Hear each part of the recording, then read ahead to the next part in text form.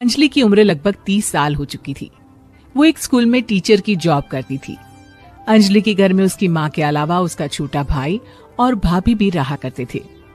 30 साल की उम्र होने के बाद भी अंजलि की अब तक शादी नहीं हुई थी। इस बात को लेकर अंजलि की माँ रुक्मिणी देवी काफी परेशान रहा करती थी। माँ, मैं स्कूल जा रही हूँ, जरा मेरा टिफिन तो दे दीजिए। अब क्या पूरी जिंदगी मैं तुझे टिफिन बनाकर देती रहूंगी?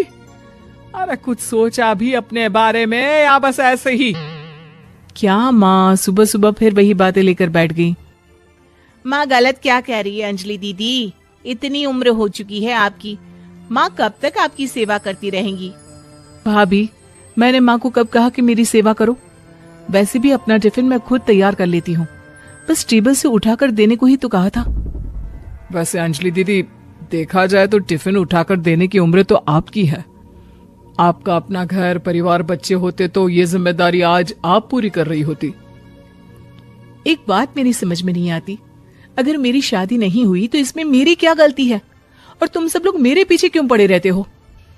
अरे कुछ कहना क्या पीछे पड़े रहना होता है? अपने छोटे भाई को देख, तुझसे 3 साल छोटा है लेकिन 2-2 बच्चे खेल रहे हैं आंगन में। मुझे आप लोगों की कोई बात नहीं सुननी, जा रही हूं मैं। और आप में से किसी को मेरा कोई काम करने की जरूरत नहीं है, मैं खुद संभाल लूंगी। इतना कहकर अंजलि वहां से चली जाती है। शाम को जब अंजलि अपने स्कूल से लौटकर घर वापस आती है तो उसने देखा कि पड़ोस वाली निर्मला चाची वहां पर बैठी हुई थी। क्या बात है अंजलि बिटिया, नौकरी करके वापस आ गई? जी चाची जी, कैसी हैं आप? मैं तो ठीक हूँ बेटा, तुम बताओ शादी के बारे में कुछ सोचा या नहीं? अरे रहने दीजिए ना, इससे तो शादी की बात करना ही बेकार है। कुछ भी कहो तो गुस्सा करती है, बात बात पर आंखें दिखाती है। माँ, आप ऐसा क्यों कह रही हैं? मैंने कब आप पर गुस्सा किया? अरे अंजलि बेटा, तुम्हारी माँ ठीक ही तो कहती है। 30 की होने आई हो, अब तुम्हें भी शादी वादी कर लेनी चाहिए। चाची जी, आप तो ऐसे कह रही हैं जैसे शादी करने से मैंने मना किया हो। रहने दीजिए निर्मला चाची, हमारी अंजलि दीदी को अभी तक उनकी पसंद का दूल्हा नहीं मिला ना, इसीलिए वो शादी नहीं कर रही। भाभी, ऐसी कोई बात नहीं है। अरे तो फिर क्या बात है? तुम्हारी माँ ने तुम्हारे लिए इतने रिश्ते ढूंढे लेकिन तुम्हें कोई पसंद ही नहीं आता। क्या है ना चाची जी, हमारी ननद रानी नौकरी जो करती है ऐसे ही थोड़ी ना किसी को पसंद कर लेंगी। अरे भाई, नौकरी का घमंड है तो बात अलग है, कोई और बात हो तो बताओ, कोई रास्ता निकाला जाए। नहीं चाची जी, कोई बात नहीं है, बस मुझे अभी तक अपनी पसंद का कोई मिला नहीं है। सुन लिया आपने, इस लड़की के तो पर निकल आए हैं और इतनी उम्र में अपनी पसंद का कोई मिलेगा भी नहीं इसे।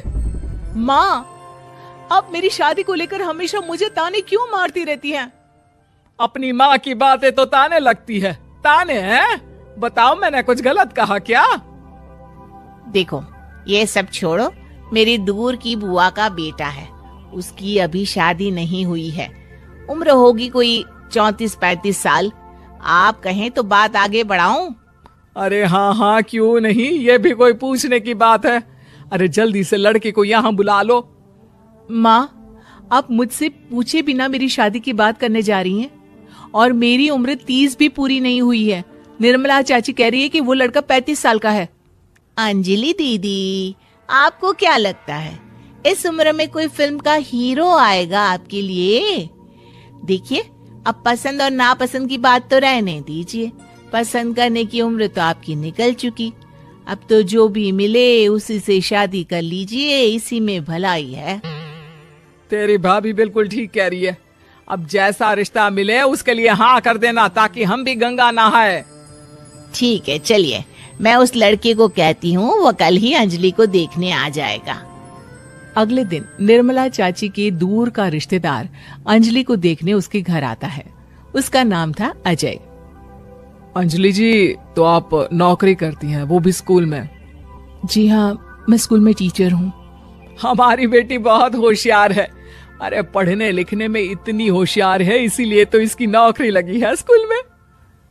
हाँ हाँ ठीक है आंटी जी, जरा मुझे भी तो बात करने दीजिए आपकी बेटी से। जी पूछिए ना, क्या पूछना चाहते हैं? अंजलि मैडम, ये तो बताइए कि आपने अभी तक शादी क्यों नहीं की? बस ऐसे ही, कहीं कोई रिश्ता पसंद नहीं आया इसलिए। लेकिन क्या मैं आपसे पूछ सकती हूँ कि आपने शादी क्यों नहीं की? अंजलि, क्या कर रही हो तुम? लड़कियों को इस तरह की बातें नहीं शोभा देती। रहने दीजिए आंटी जी, आपकी बेटी काफी पढ़ी लिखी है, मैं उनके सवाल का जवाब दे ही देता हूँ। वो क्या है ना, मुझे भी अभी तक अपनी पसंद की कोई लड़की नहीं मिली। अच्छा अच्छा, कोई बात नहीं। वैसे आपकी तनख्वाह कितनी है? कितना कमा लेती है महीने का? जी यही कोई 25,000 महीने। बस 25,000? इतने से क्या होता है? इतने से तो आजकल घर भी नहीं चलता।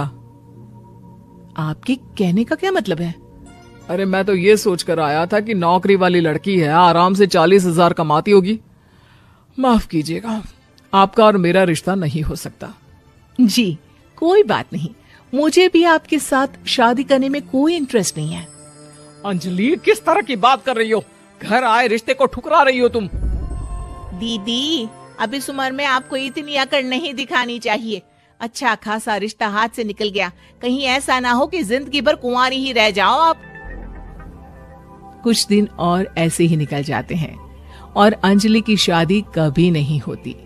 अंजलि के परिवार वाले बिंदास उसे ताने मारते रहते हैं, लेकिन अंजलि एक बड़ी नौकरी की तैयारी करती है और उसमें सिलेक्ट होने के बाद अंजलि को एक बहुत बड़ी नौकरी मिल जाती है। अब तो दीदी के नखरे और भी ज्यादा बढ़ जाएंगे भाई। अब तो इतनी बड़ी नौकरी जो लगी है, अब इनकी शादी होने से रही। माँ, मुझे नौकरी के लिए दूसरे शहर जाना पड़ेगा। आप जानती हैं ये बहुत बड़ी जॉब है और इसमें पैसे भी बहुत ज्यादा मिलेंगे। अच्छा, कितने पैसे मिलेंगे बेटा? माँ, मुझे हर महीने 90,000 सैलरी मिलेगी। क्या? अरे वाह वाह, ये तो बहुत अच्छी बात है। लेकिन फायदा क्या? कितने भी पैसे मिले, शादी तो हुई नहीं ना तुम्हारी। अंजलि नौकरी करने के लिए दूसरे शहर में चली जाती है और जब कुछ महीनों के बाद वो वापस घर आती है तो उसे अपने पति के साथ देखकर उसके घर वाले हैरान रह जाते हैं। अरे अंजलि, तूने शादी कर ली और हमें बताया तक नहीं। और दामाद जी करते क्या है? इतनी बड़ी कार है उनकी। माँ, मैं आपको सब कुछ बताना चाहती थी, लेकिन आप सबके ताने सुनकर बहुत दुखी हो गई थी और इसलिए मैंने अपनी पसंद से शादी कर ली। मेरे पति मेरे साथ ही ऑफिस में नौकरी करते हैं और बहुत बड़े अफसर हैं। और एक बात बताऊं माँ, आज मैं बहुत खुश हूं।